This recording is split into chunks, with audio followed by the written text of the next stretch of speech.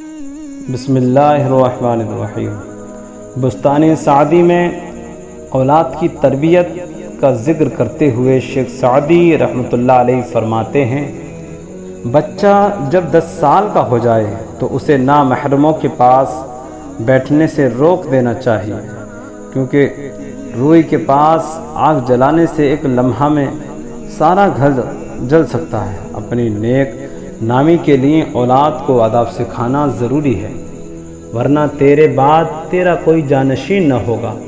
نزاکت سے پلنے والی اولاد بہت سختیاں جھیلتی ہے، لہذا اولاد کو عقل مندی اور پرہیزگاری کی تربیت اور وہ اچھے برے کی پہچان سکھا کر، اگرچہ ڈانٹنا ہی پڑے، ہاں پیار سے زیادہ کام لیا جا سکتا ہے۔ تیرے پاس دولت کے انبار بھی ہوں تو اولاد کو ہنر سکھا، ہو سکتا ہے دولت ہاتھ میں نہ رہے، ایسی صورت میں ہنر اس کام کے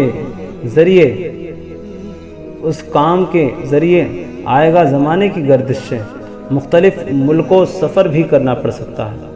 ہنر پاس ہوگا تو 10 سوال کسی کے سامنے نہ پھیلانا پڑے گا۔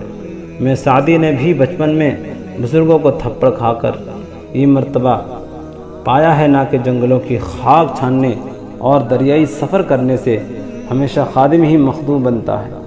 جو استاد کی مار نہ سہ سکے اسے زمانے کی سختیاں سہنی پڑتی ہیں۔ اپنے بچوں کی جائز خواہشات پوری کرتا کہ کسی کا دستے نگراں نہ ہو۔ جو والدین اولاد کی تربیت میں سختی کو جائز نہیں سمجھتے، ان کی اولاد جب غیروں کے ہاتھ لگتی ہے تو ضرور آوار ہو جاتی ہے، اور اولاد کو بری صحبت سے بچا، ورنہ بدبخت اور گمراہ ہو جائے گی۔ ہجڑوں، بے غیرتوں اور ملنگ قلندروں کی صحبت میں بیٹھنے والا باپ سے والدین کو کبھی بھی اولاد کی تربیت کے سلسلے میں غافل نہیں ہونا چاہیے۔ ہر طرح سے اولاد کی تربیت کا فریضہ سر انجام دینا چاہیے۔ دینی طریقے کے مطابق اولاد کی تربیت ہوگی تو ایسی اولاد بڑھاپے میں والد کا سہارا اور وفات کے بعد ان کی نیک نامی کی باعث ہوگا۔